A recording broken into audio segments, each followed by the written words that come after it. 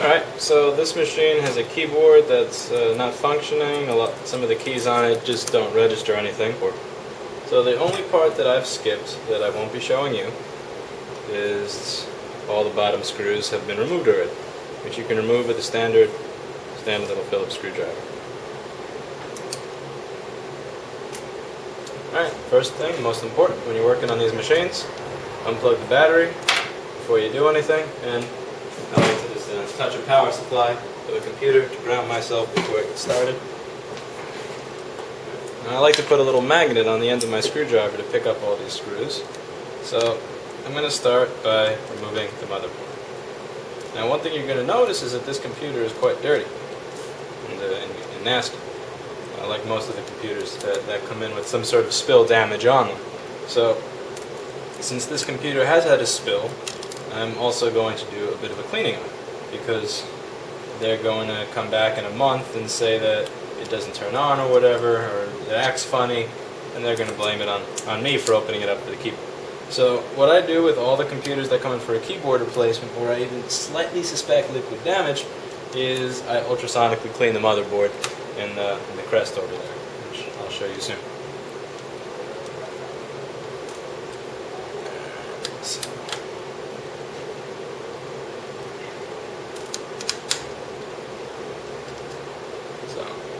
now the fan screws are slightly longer than the other screws, and there's also 3 different sizes for the 3 different holes for the fan. So just take note of that when you're taking all these screws out. Also, one thing you'll notice, I'm going to zoom out here a little bit so you can see, is I like taking my screws out in the order in which they were removed. So 1, 2, 3, 1, 2, 3 for the fan, my bottom screws, my logic board screws. I don't throw them all into a little bin. Throwing them all into a little bin is a complete nightmare and clusterfuck, because then you won't know which one goes back where. And especially once you get into more complex devices, let's say the iPhone 4 and 4S, where literally every screw you take out is a different screw. It gets to be a little bit of a mess. One thing that drives me nuts is when people will bring something in and go, "Oh, I've taken half of it apart already. Here, it's in a box. I've made it easier for you. I already did half of it." Like, no, you didn't. You just made twice as much work, because now I have to figure out where all these go. And they'll say something like, "Well, you should know where every screw goes. You're a tech, right?" I'm like, yeah, I'm a tech, which is why I take them out in the order that I remove them, so I know exactly where they go. And when I go to put the machine in storage, I typically have different magnets for the different screws for the different areas, so I know exactly which screw goes into which location. Now we're going to remove this little bracket over here, right by the video cable. This bracket is what is holding this microphone in place. So you don't want to break the microphone cable, which is common, and also there's this DC in board for the power for the machine is routed right around the bottom of this. So I'm going to remove the DC in board cable. Oh crap, this is dusty, disgusting, and dirty. Yeah, get a load of this shit, and then I'll put that aside.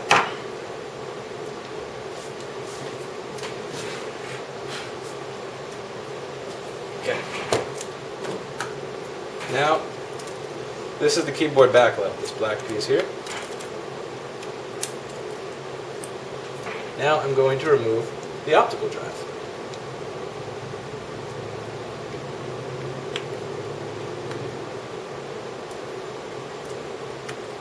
Also, the speaker is attached right on top of the optical drive, so I'm going to take this off as well.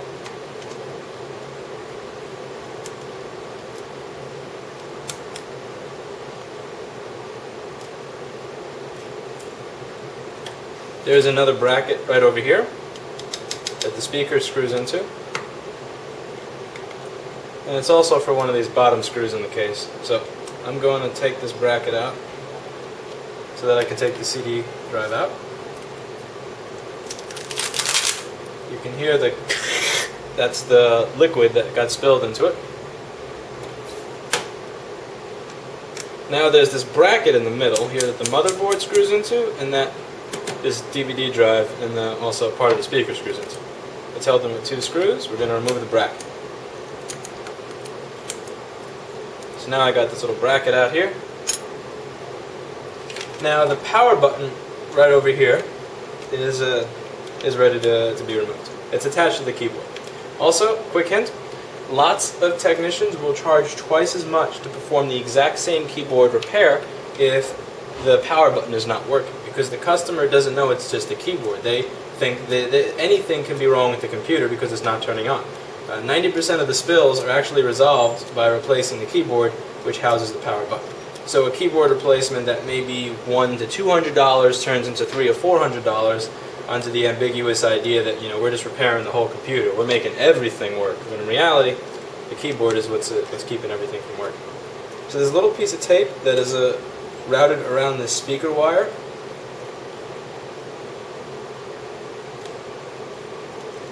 Now, typically I would care more. You probably noticed that I'm just, you know, beating away at it because I don't care about this old keyboard. I'm throwing this old keyboard in the garbage, or an e-waste.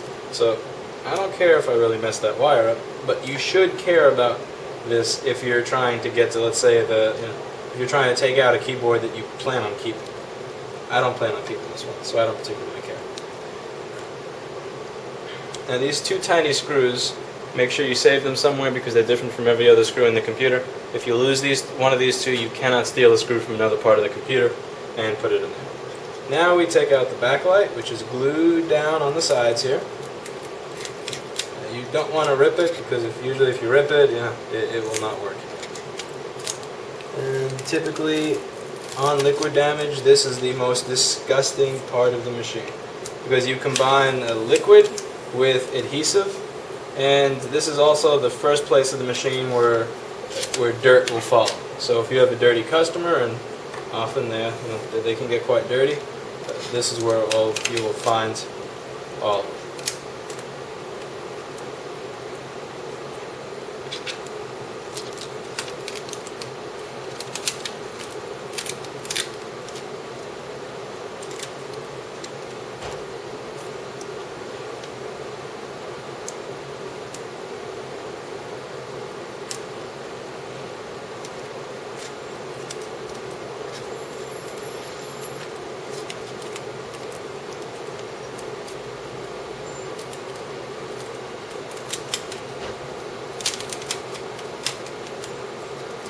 Once you have it removed on the sides, don't think you're home free in terms of being gentle with it, because it's also going to be stuck to these layers that are fucking crazy dirty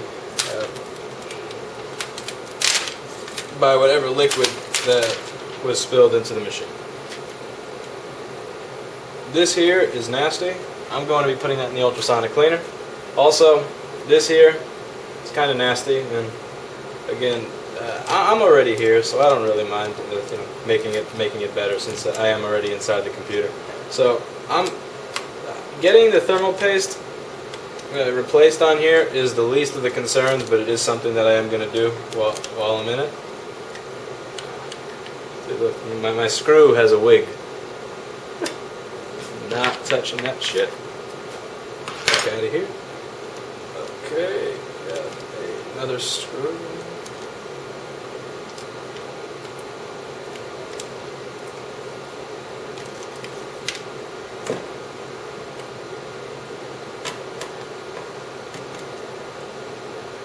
Yuck. Heatsink. This cruddy garbage thermal paste.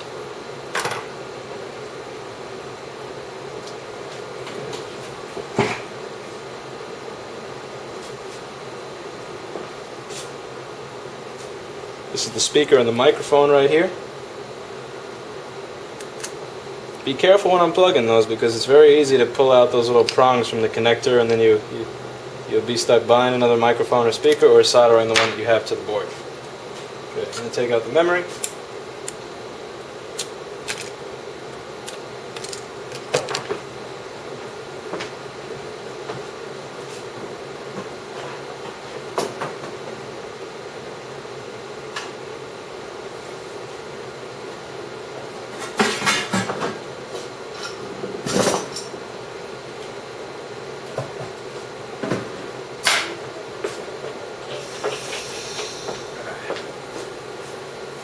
let's move over here for a second.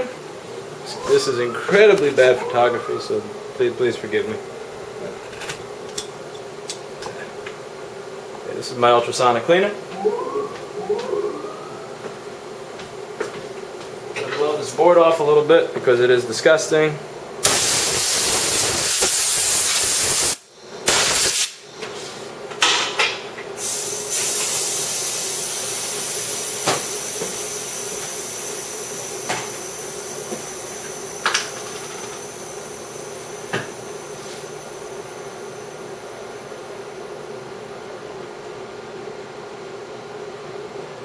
I'm also cleaning the thermal paste off with the Q-tip and some alcohol before I throw it in this machine.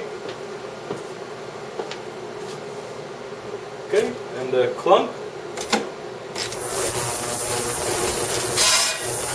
Off to the races. What that thing does is it creates bubbles via a very high frequency transducer. The bubbles hit the motherboard and they explode, and these bubbles also make their way underneath the many chips, and it corrodes away any of the contaminants or the fluoride in the water or the crap in the Coca-Cola. It's called cavitation. It's pretty cool and also expensive. That thing with the tray was over $600, but it's most certainly paid for itself and then some. So now I've removed about everything from the computer, and excuse the bad cinematography here, and yeah, I'm not even halfway done, or not even remotely close to halfway done. So now we have these two layers which diffuse the light from the backlight onto the keys, and again, dirty as hell. So yeah, I'm going to take a second to wipe my hands off.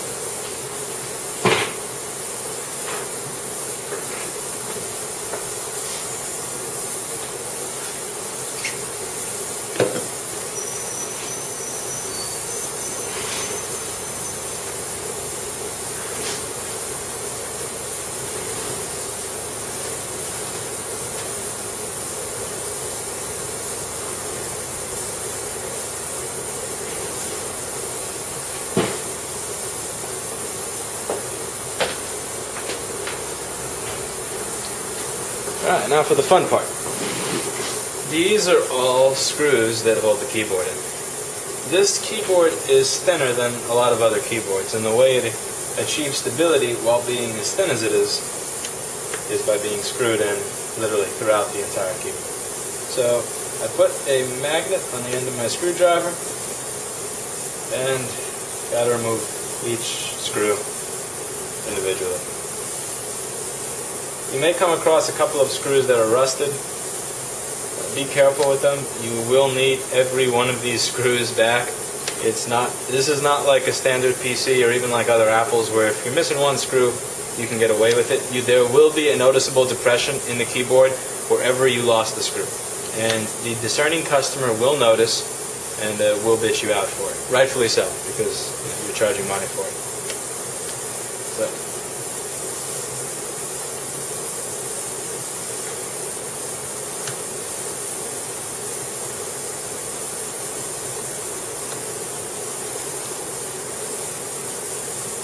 that ultrasonic cleaner makes a beautiful sound.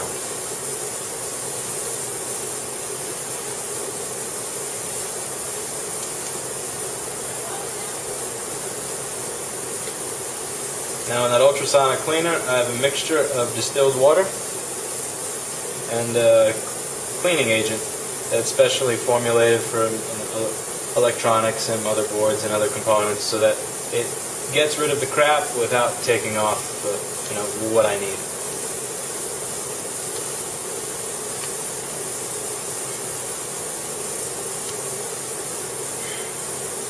Yeah, don't go putting dish soap into an ultrasonic cleaner or Mr. Clean from the store. It will end very badly for you. Or cheap out on regular water versus distilled water. Because keep in mind, a lot of the things that are in water that fall onto the board that cause problems are the are the very things that are going to be in the water you're using if you just fill it up with tap water. Distilled water is not going to have fluoride or any of the other gunk in it that we don't want on the motherboard.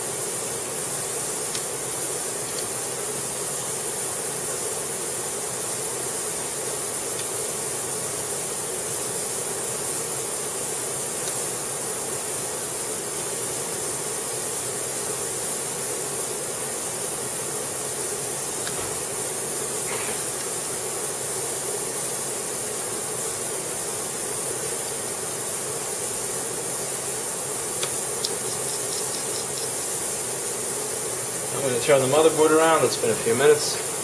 To the other side.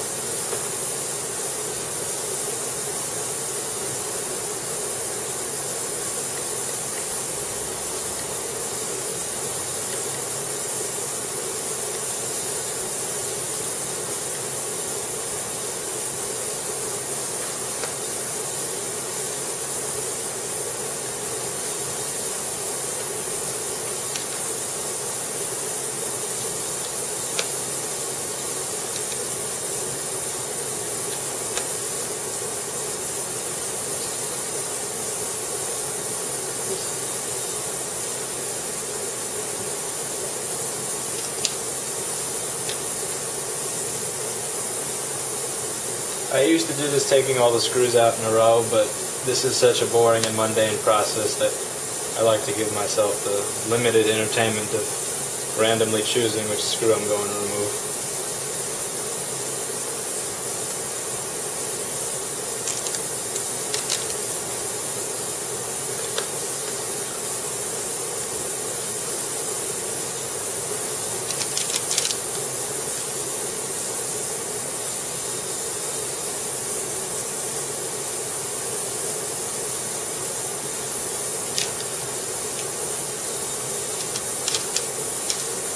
This was stuck in there pretty hard by the dirt and the grease, and you can see the nasty shit on this keyboard. Let's see.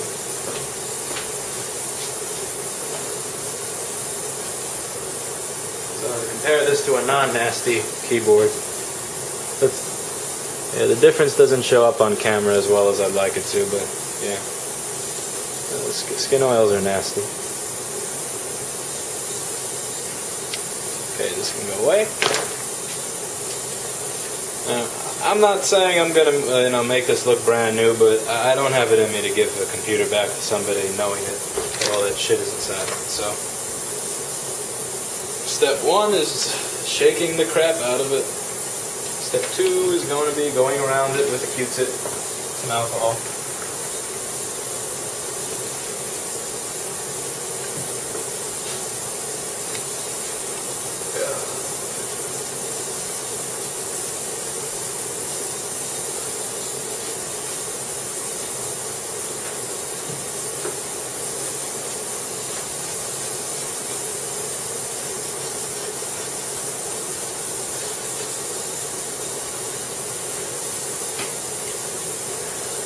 On a machine like this, the Q-tips are fighting a losing battle.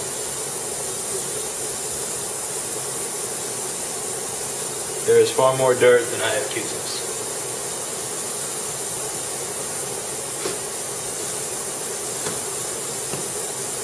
Yeah, I'll do something with the top as well.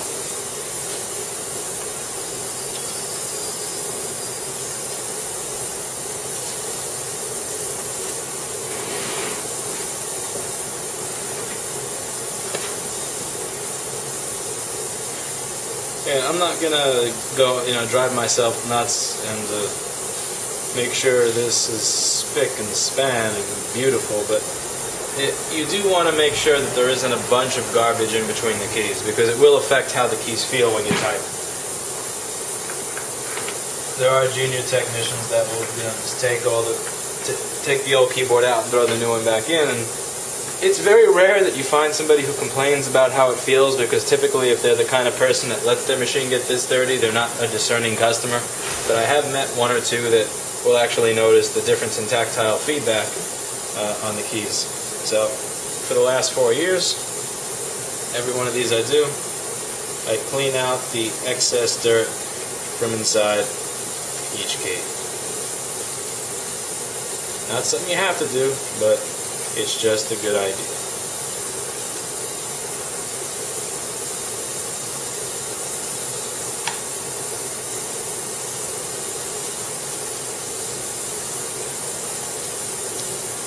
So once I see that the large pieces of gunk are off, I move on to the next one. I'm not going to go nuts trying to get each piece of gunk off from inside each individual key. Good.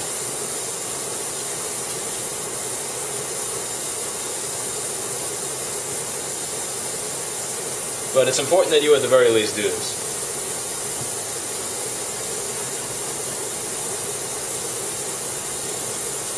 Like, don't just put the new keyboard in and be set.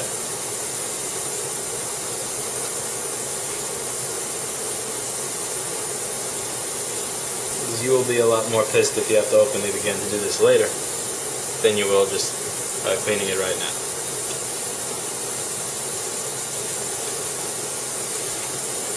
Speaking of cleaning, I believe that is enough time for our motherboard in the cleaner.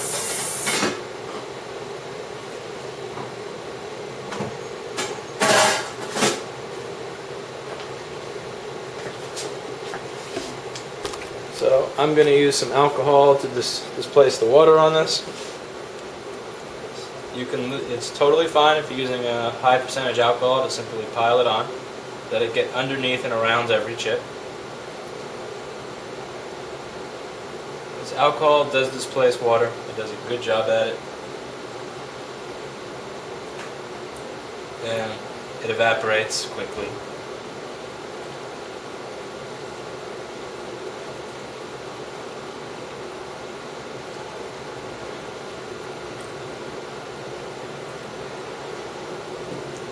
Does this not look nicer than the board that I showed you earlier? It's glistening with beautiful alcohol. I'm going to use the compressed air to dry it partially. Excuse the noise that the air compressor may make.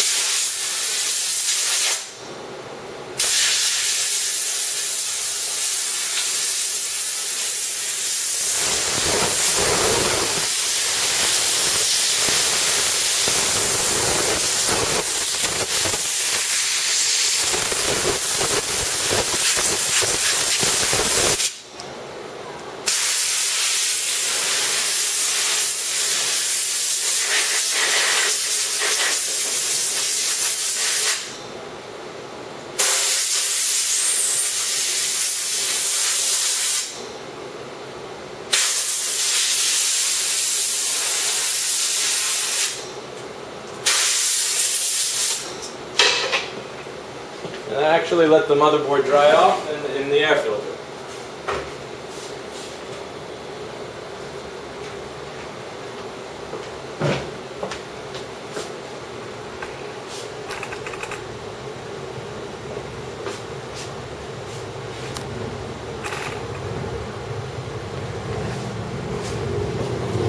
Back to this.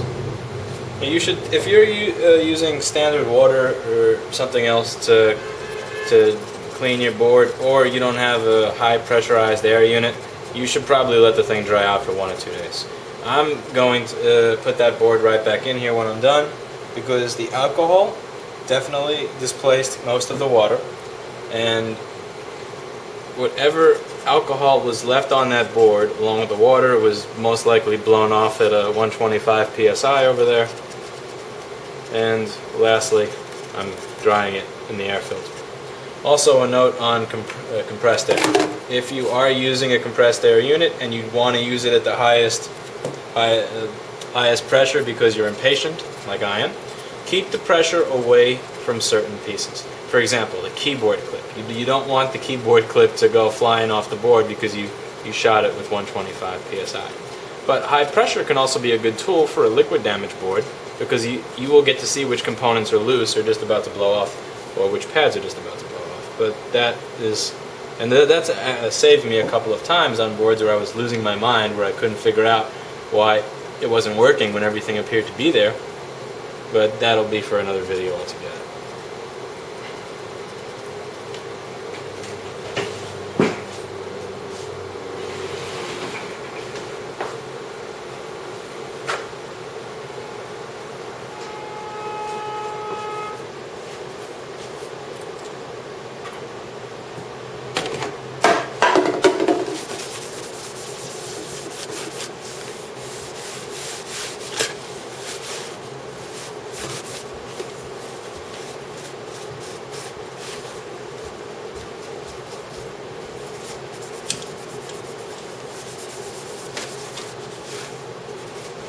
It's up to you how far you want to go, particularly in denastifying a customer's computer. It's totally up to you as the individual, how nuts you want to go with it. Considering where this started, I'm quite contented with where I've gotten. You can also see how nasty the paper towel has gotten since I started as well. Also, I'm not gonna throw the backlight into the cleaner. That is a bad idea. But these diffuser layers, I will, because again, that is nasty. So.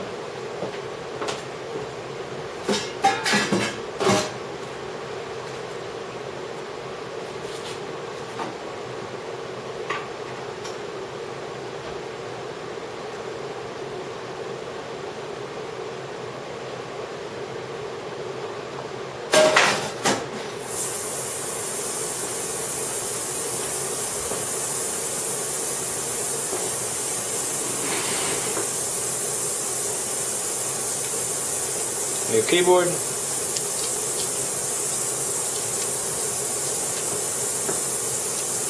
Yeah, you can see that it doesn't really sit well at all, and without all the screws in. Again, with a PC, you'll have a screw here, a screw here, a screw here, and you'll be done. You can't really get away with that with this kind of keyboard, unfortunately. So, if you thought taking the screws out was a pain in the ass, wait till this one. Now you get to put them all back in. And this is the part where it's easier to lose them, because instead of having screws that get sucked up by the magnet, you're taking the screws off and they have a chance to fall down. And as I stated before, do not lose a single one of these screws unless you have a lot of spares. You cannot afford to lose these screws, because if you lose even one of them, the keyboard will look different, and that is obviously noticeable.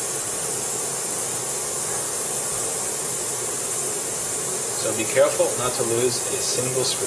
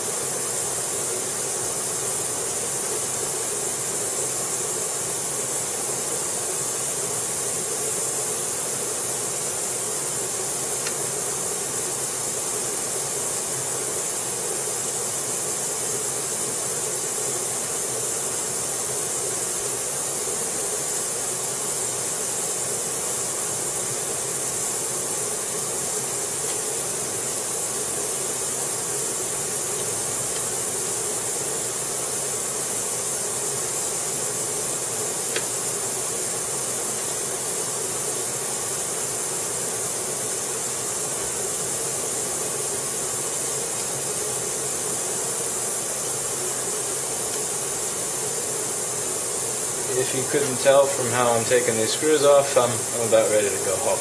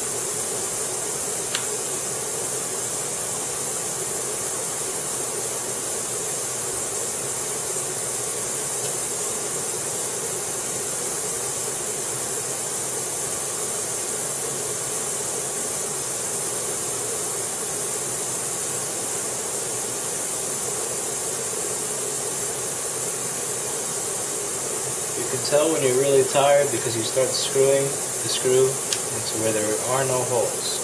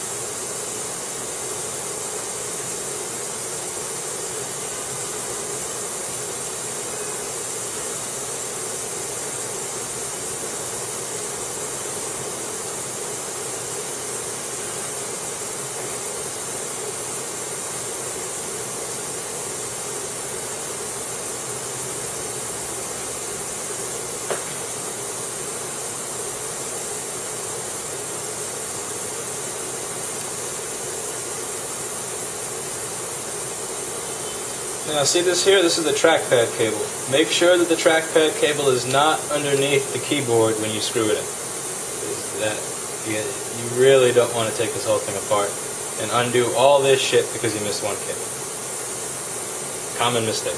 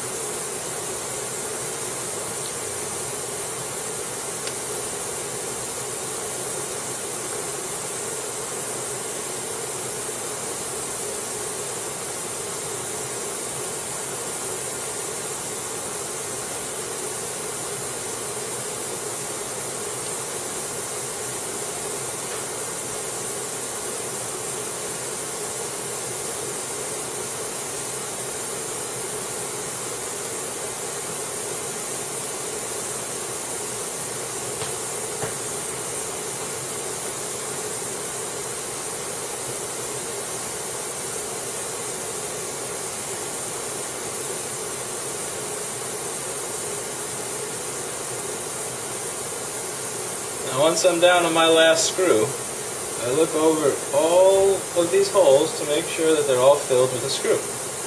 If one of these holes is supposed to have a screw and it's blank, I go to my spares bin and I get another one.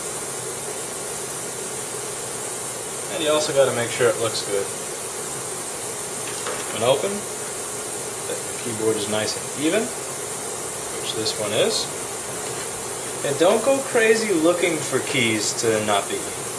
Only do something if the key tells you that it's not even. It's a consumer laptop. It's not a modern art. It's not going to be absolutely positively 100% even. But you'll know what I'm talking about when you look at this thing and you see that a key is doink. You'll know that you missed a screw or that something's wrong with that keyboard. So this keyboard looks nice and even. I'm happy. Now let me check out those layers that I'm going to have to put on top here.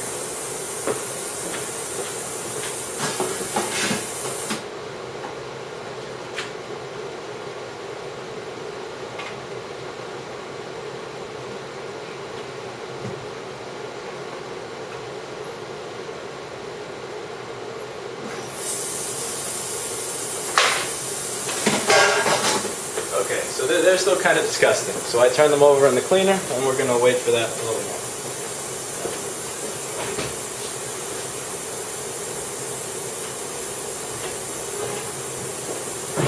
So my motherboard's pretty much dry here.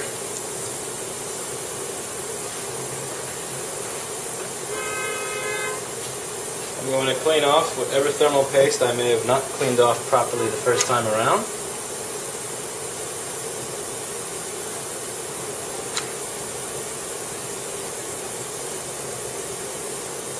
I don't like leaving that stuff on the side of the chip, even though it's not actually going to affect the chip at all, since this is electrically conductive thermal paste. I don't like seeing it there. So I'm cleaning off the chip.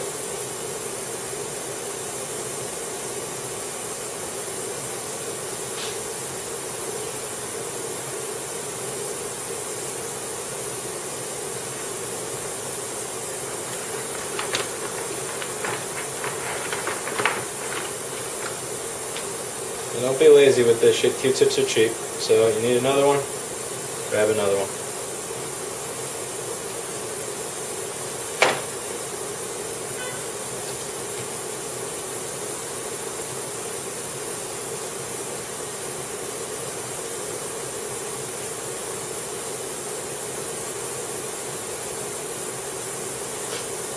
Now the heatsink here is, you can see it's quite nasty. Filled with dust, and that thermal paste is just gross. So sometimes I use a napkin at first to get rid of that crap, because there's a lot of it.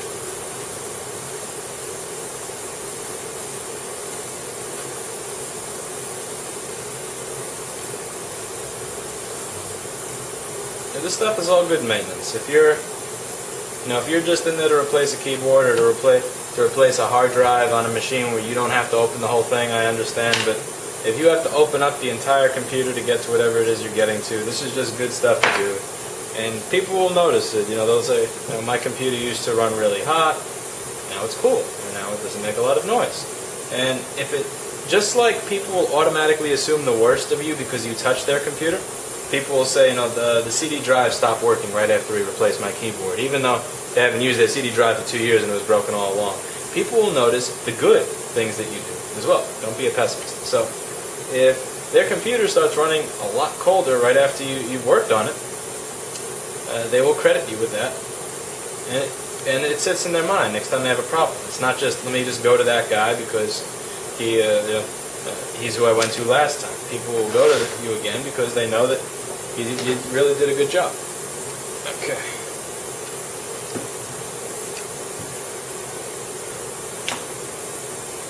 I don't buy the thermal paste in those little $5 syringes because they run out in less than a week. I buy them in these big tubs. Another thing there, with paste like Arctic Silver, which is the most popular, you'll notice they have Arctic Silver 5, and they'll have the ceramic. I actually prefer the ceramic for laptops, even though it runs about 1 to 3 Celsius hotter, for one reason. With the Arctic Silver, the ceramic, it lasts a little longer. Arctic Silver 5, when I used to use that, it was great stuff. It worked amazingly. But if you're running a setup that's really hot, for example, I had a 4 gigahertz overclocked Core i7 that was running 100% load for 5 or 6 hours at a time, 1 year or 2 years down the line, it stops being as effective. Whereas the ceramic is slightly less effective in my experience, but it holds over time. And in a desktop that I'm using for my personal use, it's one thing, it's kind of easy to replace every now and then, but a laptop, it's probably not going to get replaced until the next time it doesn't work. So I try to stick to the ceramic stuff for a laptop. Also, make sure you don't put too much on it. Put just enough on that it'll conduct heat to the heatsink, and not a lot more. If you put more, it'll actually wind up working as an insulator. So don't be that person that puts gobs and gobs of thermal paste when you really only need a tiny amount.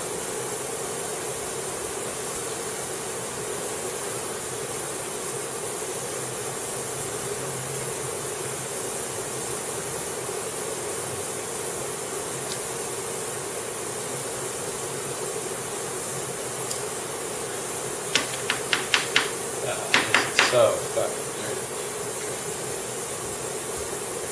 I'm being a lazy ass. I should really just get up, get the compressed air unit, and take this crap off that way. But it's late. I'm tired. I'm being a little lazy. If you're going to be lazy as a technician, be lazy where it doesn't affect your repair or it doesn't affect the customer.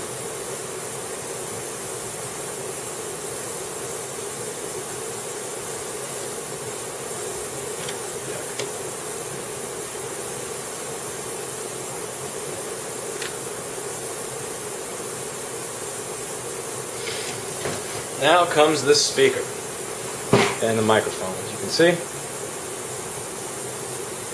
Can you see? Well, if I know how to make autofocus work on this thing. It's quite disgusting. Like most of the computers. So I don't want to scratch the speaker, but all this crap around the side here needs to go.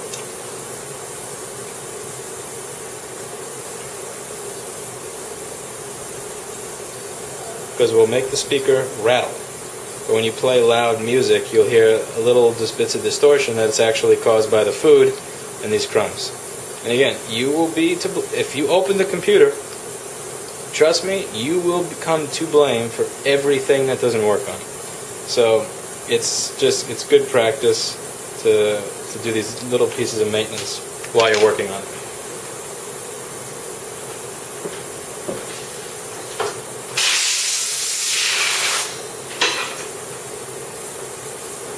Also, if you use compressed air on the speaker, keep it under 25 psi so that you don't wind up destroying the thing.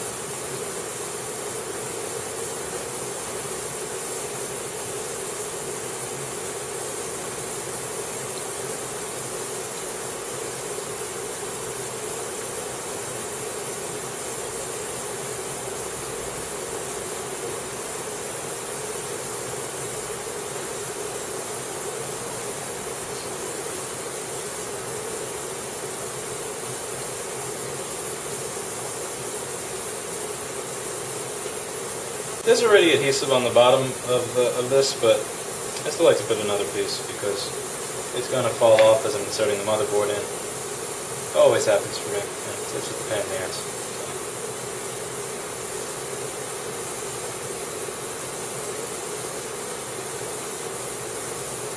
And double-sided tape. You don't have to do this. I just do it because it helps me curse less later on.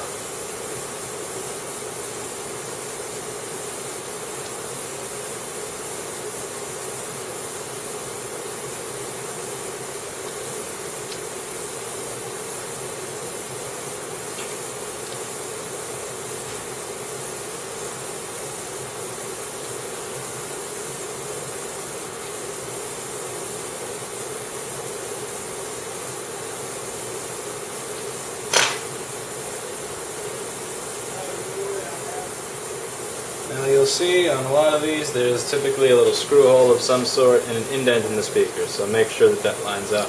That's how you know that you aligned it right. Then you plug them into the board again.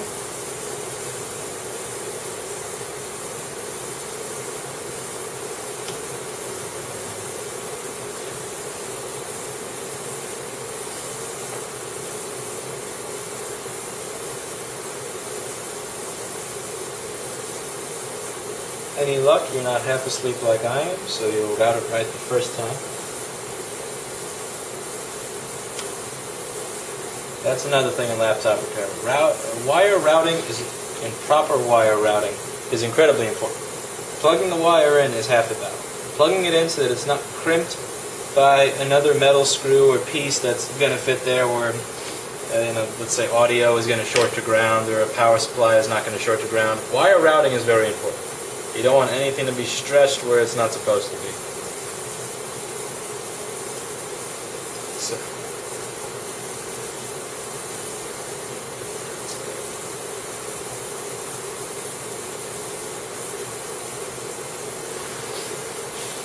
Now let's see what our keyboard backlight layers look like here.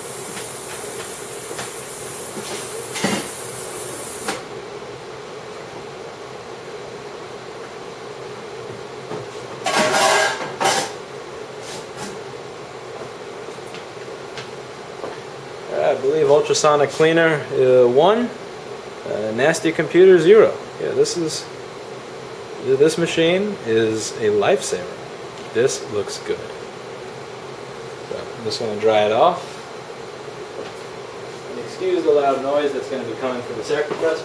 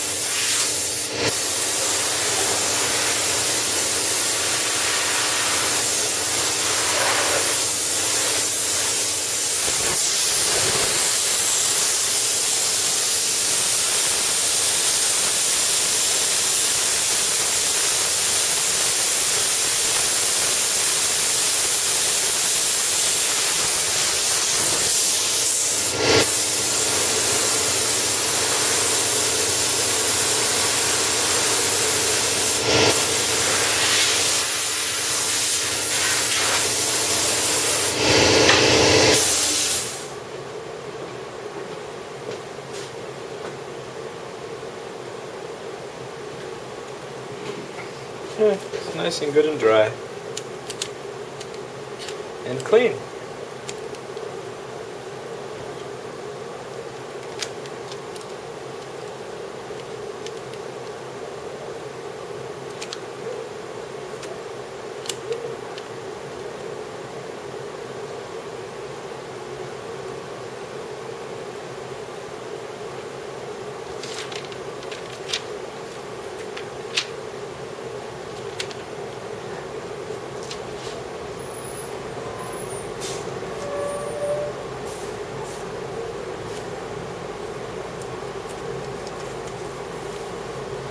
You want to align the backlight layer properly so that the lights shoot into the keys the way they're supposed to.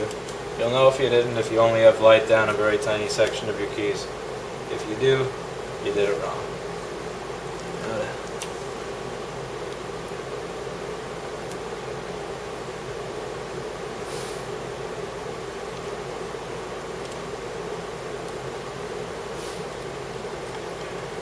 I'm going to put the power button back in here.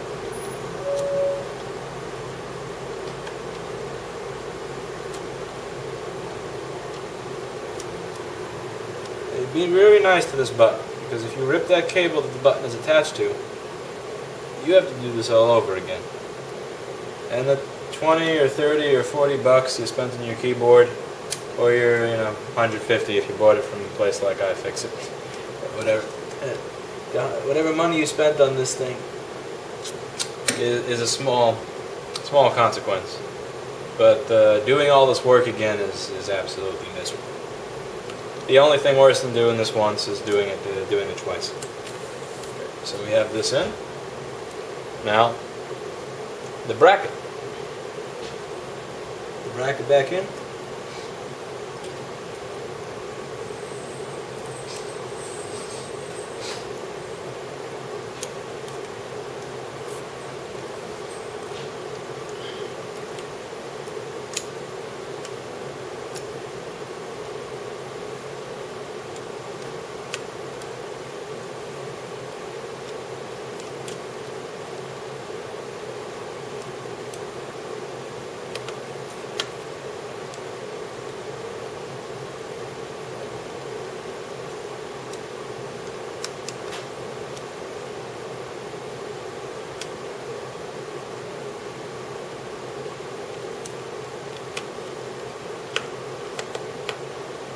It also helps if you're not putting the bracket in upside down, which I have a hunch I'm doing right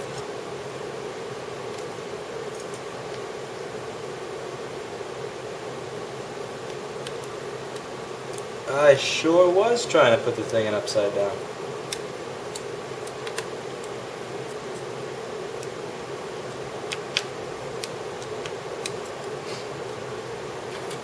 Now your CD player. Remember, right side up.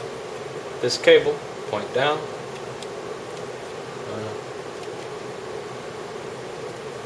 Don't crimp the speaker wire while putting the CD player in. If you do, you will have no sound. You don't want to have no sound. You like sound. It's a media computer. It's part of why you buy this thing. So, don't crimp the wire.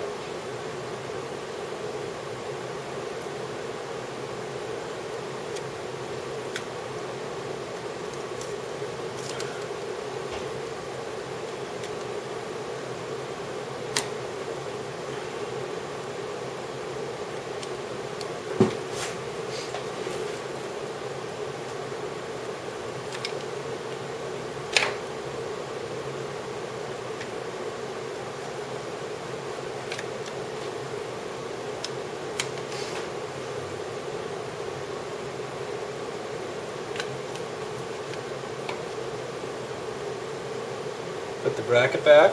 This wire over here for this Wi-Fi, Bluetooth, and webcam is going to go under this bracket. Screw the bracket in. Lots of laptop repair is proper wire routing.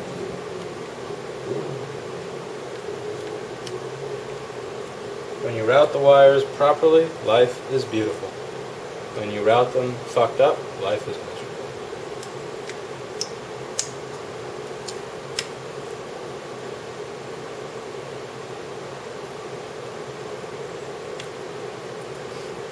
speaker back in here.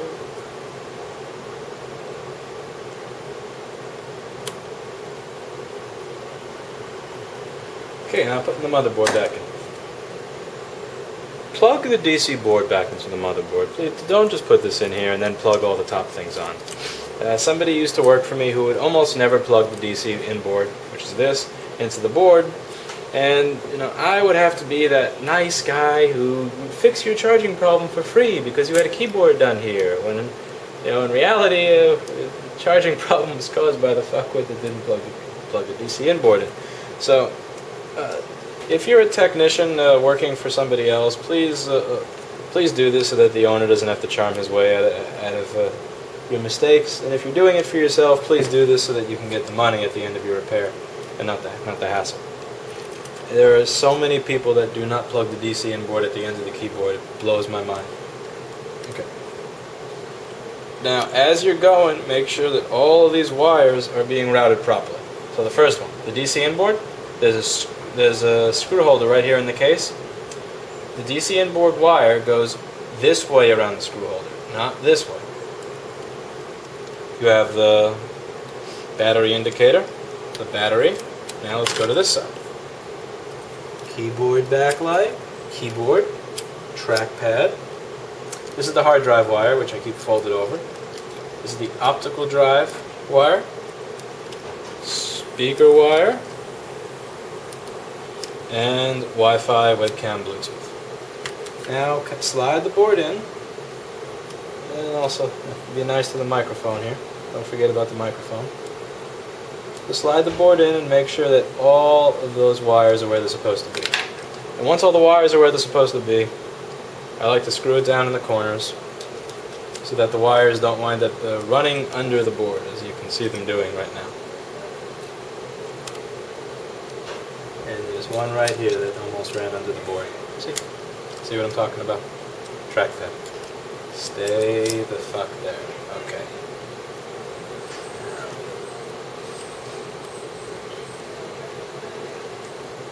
Screw. Screw. Okay. Now they're not going to go running. I'm going to take the microphone wire here. And you don't want to just shove the microphone anywhere. Put it back in the hole that it's supposed to be in. If you don't, it's not going to sound as good. People notice. People care. You should care, especially if you're charging money for it. Make sure it sits all in there all the way down. Don't be a lazy fuck.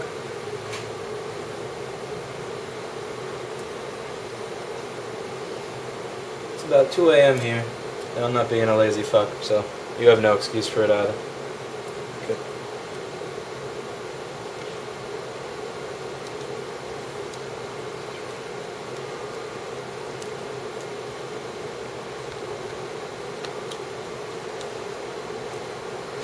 Screw, screw, screw.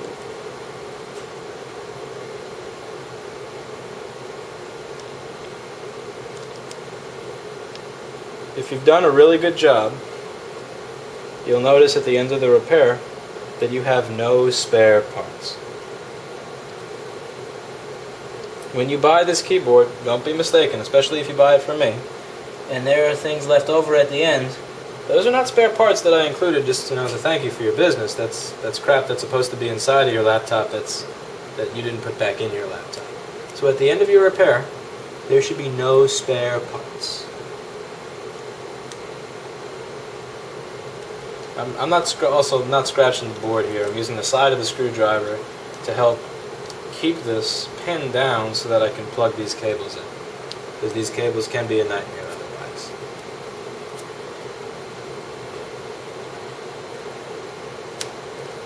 Corner. And then the rest are fairly simple.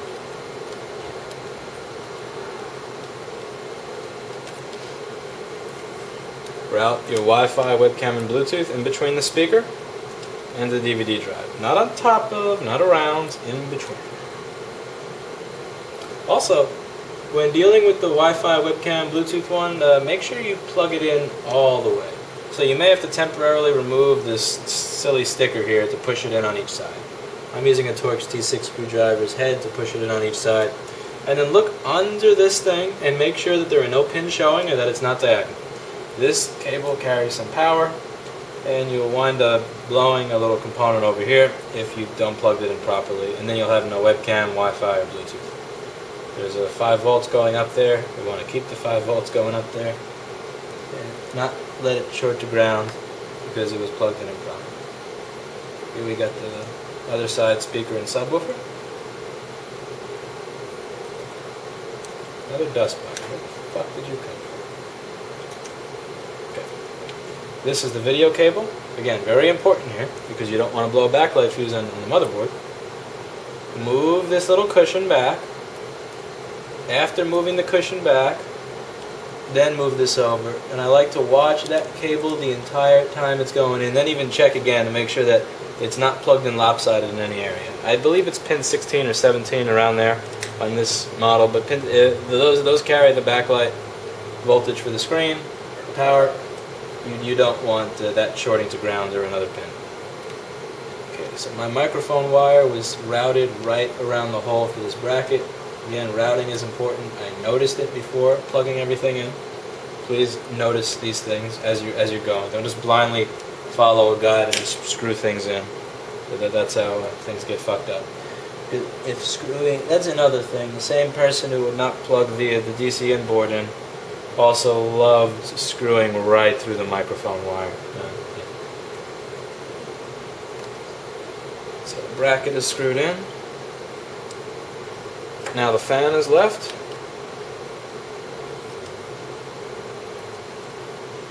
Big screw goes over here. Medium screw goes over here. Tiny screw goes over here.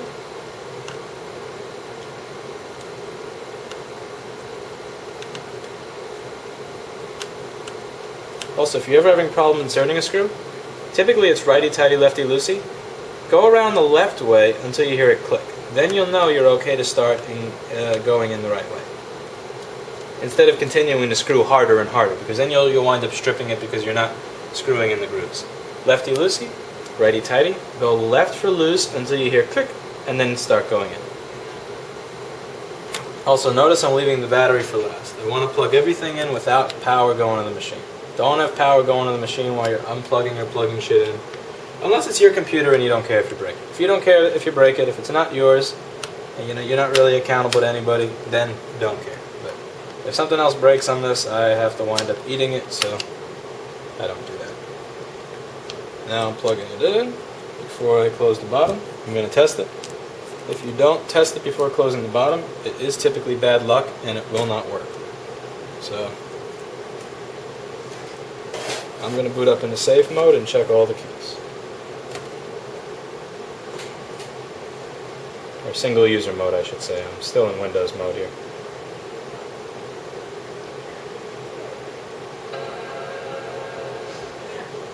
The screen is also cracked on this computer. That's going to be work for another day, though. They don't want to fix that right now, which is totally fine. It's their computer.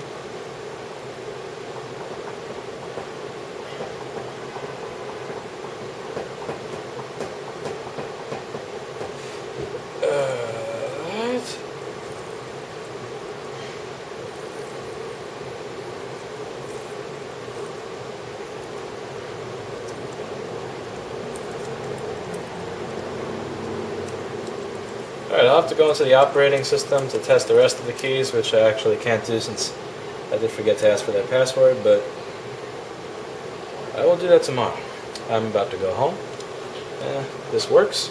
It's probably going to run considerably cooler than it did before because it's all cleaned out. It's using the better thermal paste, and look at all that dirt. Good. Hopefully you learned something here.